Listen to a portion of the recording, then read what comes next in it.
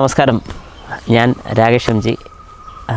കഴിഞ്ഞ ദിവസത്തെ ടോപ്പിക് എല്ലാവരും കണ്ടു, ഇഷ്ടപ്പെട്ടെന്ന് ഞാൻ വിശ്വസിക്കുന്നു. അപ്പോൾ ഇന്നൊരു വാഹനം റിലേറ്റഡ് ആയിട്ടുള്ളൊരു കാര്യമാണ്. കാരണം നമുക്കെല്ലാം അറിയാവുന്ന പോലെ തന്നെ ഇപ്പം നമ്മുടെ ലോക്ക്ഡൗൺ ആണ്. ലോക്ക്ഡൗണിൻ്റെ സമയം ശരിക്കും പറഞ്ഞാൽ എല്ലാവരും വീട്ടിൽ തന്നെ ആയിരിക്കും. അതുകൊണ്ട് ആരും പുറത്തോട്ടോ കാര്യങ്ങളോ ഒന്നും പോകുന്നില്ല. എന്നാൽ അങ്ങനെ ഇരിക്കുന്ന സമയത്ത് നമ്മുടെ വാഹനം പുറത്തോട്ടൊന്നും കൊണ്ടുപോകുന്നില്ല. അങ്ങനെ കൊണ്ടുപോകാതെ വരുന്ന സമയത്ത് നമ്മുടെ വാഹനം സ്റ്റാർട്ട് ചെയ്യാതെ ഇട്ട പൊസിഷനിൽ തന്നെ നമ്മൾ ഇടുകയാണ്. അപ്പം അങ്ങനെ ഇടുന്ന സമയത്ത് നമ്മുടെ വാഹനങ്ങളിൽ വരാൻ സാധ്യതയുള്ള കുറച്ച് കുഴപ്പങ്ങളും അതിന് നമ്മൾ എന്തൊക്കെയാണ് ചെയ്യേണ്ടത് എന്നുള്ളതിനെക്കുറിച്ചാണ് ഞാനിന്നെൻ്റെ ടോപ്പിക്കിൽ പറയാൻ പോകുന്നത്. അപ്പം എല്ലാവർക്കും welcome back to my channel MG Explore. അപ്പോൾ ഞാൻ പറഞ്ഞ പോലെ നമ്മുടെ വാഹനത്തിൻ്റെ കാര്യം ഈ ലോക്ക്ഡൗൺ ആയിരിക്കുന്ന സമയത്ത് ശ്രദ്ധിക്കേണ്ട കുറച്ച് കാര്യങ്ങൾ. അപ്പം അതിൽ ഏറ്റവും മെയിൻ എന്ന് പറഞ്ഞു കഴിഞ്ഞാൽ നമുക്കെല്ലാം അറിയാൻ സാധിക്കുന്ന പോലെ ഈ കാണുന്ന നമ്മുടെ ബാറ്ററിയാണ്. ഈ കാണുന്ന ബാറ്ററി യൂണിറ്റാണ് നമ്മുടെ വാഹനത്തിൻ്റെ ഒരു മെയിൻ എന്ന് ഉദ്ദേശിക്കുന്നത്. നമുക്കിപ്പോൾ ഒരു സ്റ്റാർട്ട് ചെയ്യാനും കാര്യങ്ങളെല്ലാം യൂസ് ചെയ്യുന്ന ഈ ബാറ്ററിയുടെ സോഴ്സ് തന്നെ യൂസ് ചെയ്യുന്നത്. അപ്പോൾ നമ്മൾ ശ്രദ്ധിക്കേണ്ട ഒരു കാര്യം എന്ന് പറഞ്ഞാൽ ഈ ബാറ്ററി ഡൗൺ ആകാതെ ശ്രദ്ധിക്കണം എന്ന് പറഞ്ഞു കഴിഞ്ഞാൽ നമ്മൾ ശരിക്കും പറഞ്ഞാൽ വാഹനം ഒരു 3 ദിവസം കൂടുമ്പോഴെങ്കിലും 3 അല്ലെങ്കിൽ 4 ദിവസം, ഏറ്റവും ഇത് 3 ദിവസമാണ് നല്ല ഒരു കാര്യം. ഒരു 3 ദിവസം കൂടുമ്പോഴെങ്കിലും നമ്മുടെ വാഹനം ഒന്ന് സ്റ്റാർട്ട് ചെയ്തിട്ട് ഒരു 15 മിനിറ്റെങ്കിലും ഇട്ടേക്കുക. കാരണം എന്താണെന്ന് പറഞ്ഞു കഴിഞ്ഞാൽ ഈ സ്റ്റാർട്ട് ചെയ്യാൻ വേണ്ടി കൺസ്യൂം ചെയ്യുന്ന ബാറ്ററി, അതായത് നമ്മുടെ വാഹനം സ്റ്റാർട്ട് ചെയ്യാൻ വേണ്ടി കൺസ്യൂം ചെയ്യുന്നതിൻ്റെ ബാറ്ററി തിരിച്ച് ബാറ്ററിയുടെ ചാർജ് തിരിച്ച് കയറാൻ വേണ്ടിയിട്ടാണ് ഞാൻ ഈ ഒരു 15 മിനിറ്റ് പറഞ്ഞതിൻ്റെ കാര്യം.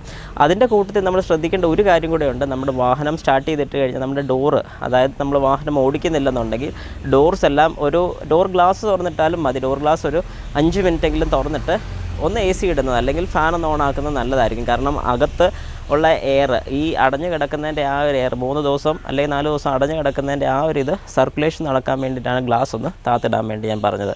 ഈ സ്റ്റാർട്ട് ചെയ്യുന്ന സമയത്ത് AC ഇടാം, AC ഇടാതിരിക്കാം, കുഴപ്പമില്ല. പക്ഷേ AC ഇടുന്നതാണ് നല്ലത്. വേറൊന്നും കൊണ്ടല്ല, ആ ഒരു യൂണിറ്റും കൂടെ വർക്ക് ആയിക്കോളും. അപ്പം ഫസ്റ്റ് കാര്യം നമ്മുടെ ബാറ്ററിയുടെ ഇഷ്യൂ ആണ് ഞാൻ പറഞ്ഞത്. ബാറ്ററി ഒരു 3 ദിവസം കൂടുമ്പോഴെങ്കിലും നമ്മൾ വാഹനം സ്റ്റാർട്ട് ചെയ്യുക. അങ്ങനെ സ്റ്റാർട്ട് ചെയ്യുന്ന സമയത്ത് ഈ ബാറ്ററിയിലോട്ട് ചാർജ് കയറുകയും ചെയ്യും, ബാറ്ററിക്ക് കംപ്ലയിൻറ്റ്സ് ഉണ്ടാകത്തില്ല. നെക്സ്റ്റ് വരുന്നത് നമ്മുടെ ടയറാണ്. നമുക്കെല്ലാം അറിയാവുന്ന പോലെ ടയർ ശരിക്കും പറഞ്ഞാൽ റബ്ബർ കൊണ്ട് തന്നെയാണ് ടയർ ഉണ്ടാക്കുന്നത്. അപ്പം ആ ഒരു റബ്ബർ ഹാർഡായി പോകും നമ്മളത് യൂസ് ചെയ്യാതിരിക്കുകയാണെന്നുണ്ടെങ്കിൽ. അതിൻ്റെ ഒരു കാര്യം കൂടെ ഞാനിപ്പോൾ ഒന്ന് പറഞ്ഞു തരാം. നമുക്കെല്ലാം കാണാൻ സാധിക്കുന്ന പോലെ ഇതാണ് നമ്മുടെ ടയറിൻ്റെ ത്രെഡ് എന്ന് ഉദ്ദേശിക്കുന്നത്. ഞാൻ അതിനെക്കുറിച്ചൊരു വീഡിയോ ചെയ്തിട്ടുണ്ട്, ടയറിനെ കുറിച്ച് മാത്രം. അപ്പോൾ ഞാൻ അതിൻ്റെ ലിങ്കും കൂടെ ഡിസ്ക്രിപ്ഷനകത്ത് ഇട്ടോളാം. അപ്പോൾ എല്ലാവർക്കും ഇത് കാണുമ്പോൾ മനസ്സിലാവും.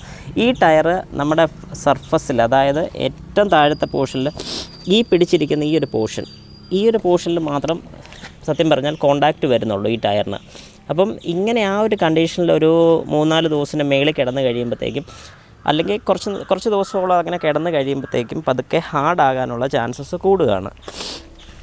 അങ്ങനെ ഹാർഡാകുന്ന സമയത്ത് വരുന്നൊരു പ്രശ്നം എന്നാന്ന് പറഞ്ഞു കഴിഞ്ഞാൽ അവിടം കൊണ്ട് ടയർ കട്ടിയാകാൻ തുടങ്ങും. പിന്നെ അവിടെ ബൾജിങ് ഉണ്ടാകും, അങ്ങനെയൊക്കെ ഒത്തിരി ഇഷ്യൂസ് ഉണ്ടാകും. അപ്പോൾ അങ്ങനെ വരാതിരിക്കാൻ വേണ്ടിയിട്ട് ഈ ടയർ നമ്മൾ ഇടയ്ക്ക് ഒന്ന് സ്റ്റാർട്ട് ചെയ്യുന്നതിൻ്റെ കൂട്ടത്തിൽ ഫ്രണ്ടിലോട്ടും ബാക്കിലോട്ടും വാഹനം ഒന്ന് പുറകോട്ടും മുമ്പോട്ടും ഒന്ന് എടുക്കുന്നത് ഏറ്റവും അത്യാവശ്യമുള്ളൊരു കാര്യമാണ്. അടുത്ത് വരുന്ന മൂന്നാമത്തെ കാര്യം നമ്മുടെ വൈപ്പർ ബ്ലേഡ്സ് ആണ്. ഈ വൈപ്പർ ബ്ലേഡ്സ് ശരിക്കും പറഞ്ഞാൽ ഞാൻ ഇതിനെക്കുറിച്ചൊരു ടോപ്പിക്ക് ചെയ്തിട്ടുണ്ട്, അതും ഞാൻ ഡിസ്ക്രിപ്ഷനിലൊന്ന് കൊടുത്തേക്കാം അതിൻ്റെ ഡീറ്റെയിൽസ്. ഈ വൈപ്പർ ബ്ലേഡ് നമ്മൾ ഈ പറഞ്ഞ പോലെ ഒരു 3 ദിവസം കൂടുന്തോറും സ്റ്റാർട്ട് ചെയ്യുമ്പോൾ ഒന്ന് വൈപ്പർ യൂസ് ചെയ്യുക. അത് വിത്ത് വിൻഷീൽഡ് വാഷർ യൂസ് ചെയ്തുകൊണ്ട് തന്നെ നമ്മൾ അത് വർക്ക് ചെയ്യിക്കണം. വേറൊന്നും കൊണ്ടല്ല, ഈ റബ്ബർ ഇരുന്ന് ഹാർഡായി പോകാതിരിക്കാൻ വേണ്ടിയിട്ടാണ്. ഇപ്പം നമ്മളിങ്ങനെ പൊക്കി വെച്ചെന്ന് പറഞ്ഞാലും കാര്യമില്ല. നമ്മുടെ വീട്ടിലിപ്പോൾ ഷെഡിലാണ് കിടക്കുന്നതെങ്കിൽ താത്ത് തന്നെ വെക്കാൻ പ്രശ്നമില്ല. ഇതൊരു 3 ദിവസം കൂടുന്നവരും അതും ഒന്ന് വർക്ക് ചെയ്യിക്കാം ഇടയ്ക്കിടയ്ക്ക്. അതായത് നമ്മുടെ പലർക്കും ഉള്ളൊരു സംശയമാണ്, നമ്മുടെ സ്ക്രീൻ വാഷ് എവിടെയാണ് ഫില്ല് ചെയ്യുന്നതെന്ന്. ഈ ഒരു നീല ക്യാപ്പ്, നമ്മുടെ വാഹനങ്ങളിൽ നീല ക്യാപ്പ് കൊടുത്തിരിക്കുന്ന എപ്പോഴും നമ്മുടെ ഗ്ലാസ്സയിലോട്ട് ഒഴിക്കുന്ന ലിക്വിഡ് ആയിരിക്കും. അത് തുറന്ന് ഏതെങ്കിലും ഷാമ്പൂ ലിക്വിഡ് നമുക്ക് കഴിവതും ഗ്ലാസ്സയിലോട്ട് ഒഴിക്കുന്നത് തന്നെ നമുക്ക് ഷാമ്പൂ ലിക്വിഡ് കിട്ടും. അത് മാത്രം ഇതിൽ കഴിവതും ഒഴിക്കുക. അതിൻ്റെ കൂട്ടത്തിൽ വെള്ളം മിക്സ് ചെയ്യുക.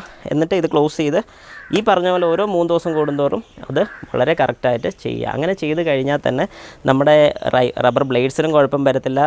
വിൻഷീൽഡ് ഈ ഗ്ലാസും നല്ല നീറ്റായിട്ട് തന്നെ ഇരുന്നോളും. ഇവിടെ 4ാമത്തെ പോയിൻറ്റ്, വാഹനം എപ്പോഴും പാർക്ക് ചെയ്ത് കഴിഞ്ഞാൽ, അതായത് ഈ ഒരു സമയത്ത് നമ്മൾ പാർക്ക് ചെയ്യുന്ന സമയത്ത് ഞാൻ പലപ്പോഴും പറഞ്ഞിട്ടുള്ളതാണ്, ഗിയറെ തന്നെ പാർക്ക് ചെയ്യുക. അതായത് ഹാൻഡ് ബ്രേക്ക് യൂസ് ചെയ്യേണ്ട. നമ്മുടെ ഗിയർ എന്ന് ഉദ്ദേശിക്കുന്ന ഫസ്റ്റ് ഗിയർ അല്ലെങ്കിൽ റിവേഴ്സ് ഗിയർ. ഓട്ടോമാറ്റിക് വാഹനമാണെന്നുണ്ടെങ്കിൽ അതിൽ പി എന്ന് പറഞ്ഞൊരു മോഡ് കാണും, പാർക്കിംഗ് മോഡ്. ആ പാർക്ക് എന്ന് പറഞ്ഞ മോഡിൽ ഇടുക. ഇനിയിപ്പം ഓട്ടോമേറ്റഡ് വണ്ടികളാണെന്നുണ്ടെങ്കിൽ അതിൽ ഡ്രൈവ് എന്ന് പറഞ്ഞ് ഡി എന്ന് പറഞ്ഞൊരു ഓപ്ഷനുണ്ട്, ആ ഓപ്ഷനിൽ പാർക്ക് ചെയ്യുക. അപ്പം അങ്ങനെ ചെയ്യുന്നൊരു അഡ്വാൻറ്റേജ് എന്നാന്ന് പറഞ്ഞാൽ ഹാൻഡ് ബ്രേക്ക് വലിച്ചിട്ടാൽ സ്റ്റക്കാകാനുള്ള ചാൻസസ് കൂടുതലാണ്. സ്റ്റക്കാവാൻ എന്ന് പറഞ്ഞു കഴിഞ്ഞാൽ ചെറിയ രീതിക്കുള്ള ഒന്ന്, അതിപ്പോൾ മഴയുടെ സമയം കൂടെ ആയതുകൊണ്ട് ഈർപ്പത്തിൻ്റെ അംശം അടിച്ച് ഇതിനകത്തുള്ള മെറ്റീരിയൽ, അതായത് നമ്മുടെ ആസ്ബസ്റ്റോസ് എന്ന് പറയുന്നൊരു മെറ്റീരിയലാണ് നമ്മുടെ ബ്രേക്ക് ഷൂവിനകത്ത് വരുന്നത്. അത് സ്റ്റിക്കി ആയിട്ടുള്ളൊരു കമ്പോണൻ്റാണ്. അപ്പോൾ വെള്ളത്തിൻ്റെ അംശം കൂടെ വരുമ്പോൾ അത് സ്റ്റിക്കായിരുന്നു പോകും. അതുകൊണ്ട് നമ്മൾ ഹാൻഡ് ബ്രേക്ക് റിലീസ് ചെയ്ത് കഴിയുമ്പോഴത്തേക്കും വാഹനം നമുക്ക് പുറകോട്ട് ഇറക്കാനോ മുമ്പോട്ട് കൊണ്ടുപോകാനോ ബുദ്ധിമുട്ട് സംഭവിക്കുന്നുണ്ട്. അപ്പോൾ അതുകൊണ്ടാണ് ഞാൻ ഈ പറഞ്ഞ കാര്യം എല്ലാവരോടും ശ്രദ്ധിക്കണമെന്ന് പറഞ്ഞത്. ഈ പറഞ്ഞ പോലെ എൻജിൻ ഓയിലിൻ്റെ കാര്യം ബാക്കിയുള്ളതൊന്നും ഞാൻ ചെക്ക് ചെയ്യാൻ പറയാത്ത നമ്മൾ വാഹനം പുറത്തോട്ട് പോലും എടുക്കുന്നില്ല. പക്ഷേ അങ്ങനെ വാഹനം പുറത്തോട്ട് എടുക്കാൻ അവസരം കിട്ടുകയാണെങ്കിൽ, ചെറിയ യാത്രയൊക്കെ ആണെങ്കിൽ തന്നെ ചെയ്യുകയാണെങ്കിൽ അത്രയും നല്ലതാണ്. കാരണം ബാറ്ററിക്കകത്തോട്ടുള്ള ചാർജ് കയറുന്നതും ബാക്കിയുള്ള മൂവിങ് കമ്പോണൻസ്, അതായത് നമ്മുടെ ബെയറിങ്സ് ആണെങ്കിലും ഗിയർ ബോക്സിനകത്തുള്ള ഗിയേഴ്സ് ആണെങ്കിലും എല്ലാം ഒന്ന് അനങ്ങുന്ന എപ്പോഴും നല്ലതായിരിക്കും. അപ്പോൾ ഞാൻ ഈ പറഞ്ഞ പോലെ കുറച്ചൊന്ന് അങ്ങോട്ടും ഇങ്ങോട്ടും വീട്ടിന് ചുറ്റും അത്യാവശ്യം കുറച്ച് സ്ഥലം ഉണ്ടെന്നുണ്ടെങ്കിൽ ആ ഒരു ഭാഗത്തെങ്കിലും നിങ്ങൾ വാഹനം ഒന്ന് ഓടിക്കുന്നത് എപ്പോഴും നല്ലതായിരിക്കും. ഞാൻ ഈ പറഞ്ഞ കാര്യങ്ങളെല്ലാം എല്ലാവർക്കും മനസ്സിലായെന്ന് ഞാൻ വിശ്വസിക്കുന്നു. വളരെ സിമ്പിളായിട്ടുള്ള കുറച്ച് കാര്യങ്ങൾ മാത്രമാണ് ഞാനിന്നിപ്പോൾ പറഞ്ഞിരിക്കുന്നത്. ഈ ഒരു കാര്യം ഒന്ന് എല്ലാവരും ഒന്ന് ഫോളോ ചെയ്യുകയാണെന്നുണ്ടെങ്കിൽ നമ്മുടെ വാഹനങ്ങൾക്ക് വേറെ പ്രശ്നങ്ങളോ കാര്യങ്ങളോ ഒന്നും തന്നെ വരുന്നതായിരിക്കത്തില്ല. വണ്ടിയുടെ ഹെൽത്തിൻ്റെ കണ്ടീഷൻ, നമ്മുടെ മനുഷ്യൻ്റെ ഹെൽത്ത് പോലെ തന്നെ വാഹനങ്ങളുടെ ഹെൽത്തിൻ്റെ കണ്ടീഷൻ നമ്മൾ ശ്രദ്ധിക്കണം.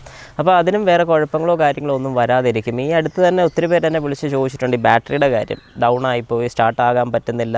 പലരും ഈ ഒരു കണ്ടീഷനിൽ സ്റ്റാർട്ടാകാൻ പറ്റുന്നില്ലെന്ന് കേൾക്കുമ്പോഴേ നമുക്കറിയാൻ പറ്റും. ഒരു മാസം അടുപ്പിച്ചൊക്കെ തന്നെ സ്റ്റാർട്ട് ചെയ്യാതെയൊക്കെ കിടന്ന് വണ്ടിയുടെ ബാറ്ററിയുടെ ചാർജ് ഇറങ്ങി പോകുന്നതാണ് ഏറ്റവും വലിയൊരു പ്രോബ്ലം. അപ്പോൾ അതൊന്ന് എല്ലാവരും ശ്രദ്ധിക്കുക. അപ്പോൾ ഈ കാര്യങ്ങൾ എല്ലാവർക്കും മനസ്സിലായെന്ന് ഞാൻ വിശ്വസിക്കുന്നു. ഇതുവരെ ഈ വീഡിയോ കണ്ടുകൊണ്ടിരുന്ന എല്ലാവർക്കും ഇത് ഇഷ്ടപ്പെട്ടെങ്കിൽ എൻ്റെ ഈ ചാനലൊന്ന് ലൈക്ക് ചെയ്യുക, കമൻറ്റ് കൊടുക്കുക, മാക്സിമം സബ്സ്ക്രൈബ് ചെയ്യുക. അപ്പം എല്ലാവർക്കും എൻ്റെ നന്ദി, നമസ്കാരം.